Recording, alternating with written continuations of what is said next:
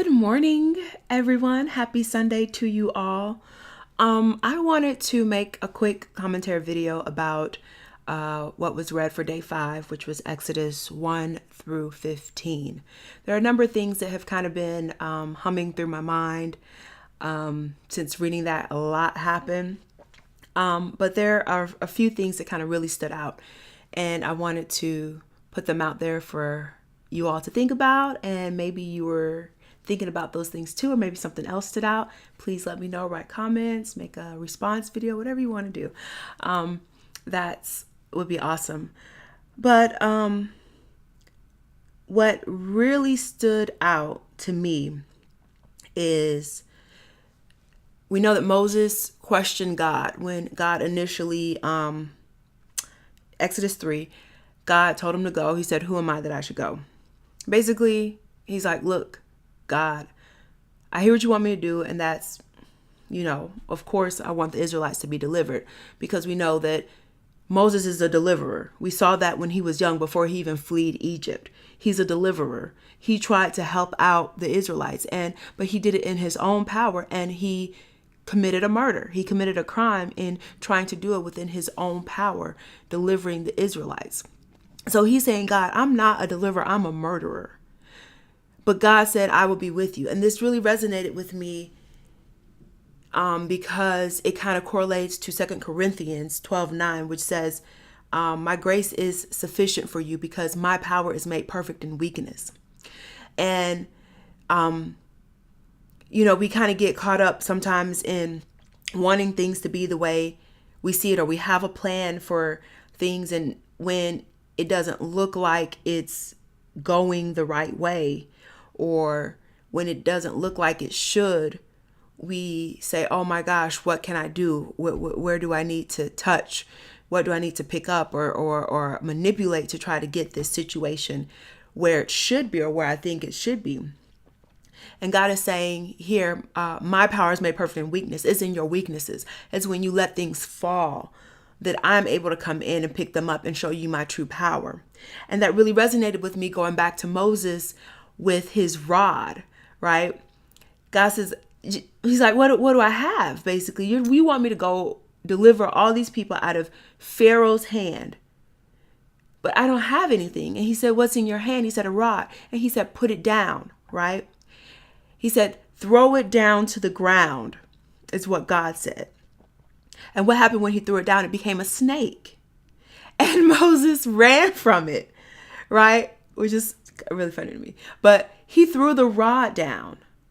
It was a rod in his hand. When he put it down, it became something else. God was able to transform it and use it to do something more. And I think that that's what it's like in a lot of instances and things in our lives, right? We have our hand on it. It's in our hand. We have it and we possess it. And we're trying to manipulate it, trying to get things done. But God's saying, let it fall. Let it seemingly fall to the ground so that I can then pick it up, so that it can become what I have desired and want it to become. Your hand is on it, and I can't do what I want to do with it because your hand is on it. So get it out of your hand so that I can transform it. And I can make it into that snake, or proverbial snake, right? And I think that we oftentimes get confused too, because we see in Genesis 7 that Moses is in front of Pharaoh, and there's magicians and sorcerers, and they have rods too. They have staffs too. And they put theirs down, and theirs became a snake, right? And they said, oh, they have the similar things, or the same thing that I have, and it's doing the same thing that mine is doing. So why be in this mix? Mine isn't better than theirs. It's the same rod that became a same snake. But then we see that when God's hand is on it, when God is backing that thing, that your snake, your rod, can overtake any opposition, any enemies. And there's a point that we see with the magicians and pharaohs. They're using some divination, something outside the power of God, to manipulate things. And that works for a while. We see that in Exodus 7, right? Moses uses his rod to change water to blood. They use their rod to change water to blood. Pharaoh's heart was hardened because they're doing the same thing, right? But there comes a point where Moses is able to accomplish things that they are not able to accomplish. And that's because he has the backing of the power of the Most High God, and they don't. And so there's a point where what we are trying to accomplish, we can get things done. But there's a point, a ceiling that we're going to reach because we're using our power and not the power that's not backed by the power of the Holy Spirit, not backed by God and his awesome arm. And so it was just a further confirmation for me, I guess, that, things aren't always going to look like what you think they should. I'm certain that Moses was not expecting his rod to turn into a snake. Otherwise, he wouldn't have run from it. He was not visioning in his mind for his rod to become that. And so he ran from it. It scared him. He put it down. It transformed. When God took a hold of it, it frightened him. And he ran from it. And I think that a lot of times that's what happens to us. We're scared because if we put it down, it's not going to look like what we thought it should be. It's not going to be what we had planned. But God is saying, just put it down, because you're only going to be able to go so far and so high with doing it on your own. You're only going to be able to accomplish so much with doing it on your own. The magicians did it. The sorcerers did it. Yeah, but it came to a point where I'm able to do so much more. There's so much more that I'm willing and wanting to do with your rod, with you. But I can't because you're still holding on to it. You have to let it go. You have to let it seemingly fall, get worse than what it was, so that I can pick it back up and make it great again. And so this is the one thing that kind of really, really, really resonated with me. To let go and stop being in control of the situation. To saying that God is much mightier and greater and powerful than I could ever be. And he's telling me to let this thing go, to drop this thing. And it might get worse. It probably will get worse. But it's in that getting worse. It's in that weakness. It's in that seeming failure that God is able to perfect his power over it so that he can raise it up and cause it to accomplish so much more. So that's what I've been thinking about for day 5. So if you agree, if you don't agree, if you have other things you'd like to add to that, if there's some other things that stood out, because there's so much going on in Exodus 1 through 15 that we could talk about.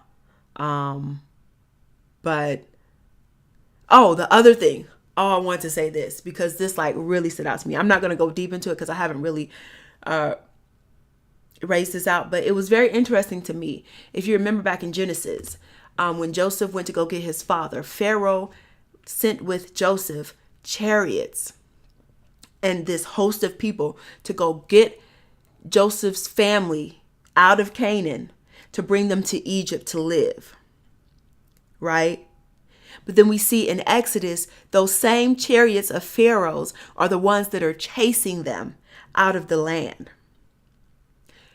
First point. The second point, the other thing that really stood out to me is that God commanded the Israelites in Genesis to be fruitful and multiply. He gave them command. He's telling them to do this, right? They're doing it. They're doing what God told them to do. And in return, we see that in Exodus, they become persecuted people because in doing what they were told to do, Pharaoh and Egypt don't like it. It scares them. And this was something that's really resounded with me. God tells us to do things sometimes, and the result of it isn't what we thought it would be. We're being fruitful and multiplying, but instead of being blessed, we're getting oppressed. People are allotting themselves over us. People are trying to hold us down. And I think that's something else to think about as believers, not only letting things go, but realizing that, again, it's not going to look like what we thought it was. you're doing what God commanded you to do. You're being fruitful and you're multiplying, or you're doing anything else God's commanding you to be. You're being holy, you're forgiving, you're trusting in him. You're doing all of these things that you're supposed to do. You're reconciling, you're repairing relationships, and it's not working out as you had planned it. You're now in bondage to something because you're walking the path God told you to walk. And so maybe we'll come back to that a little bit more later, but those are a few things that really stood out to me while reading Exodus, just kind of tying everything through as we continue to read, seeing key notes that are repeating themselves over and over again. So I love you all. I hope that you all have an amazing Sunday, and I will be back hopefully sooner rather than later with today's readings. Love you. Bye.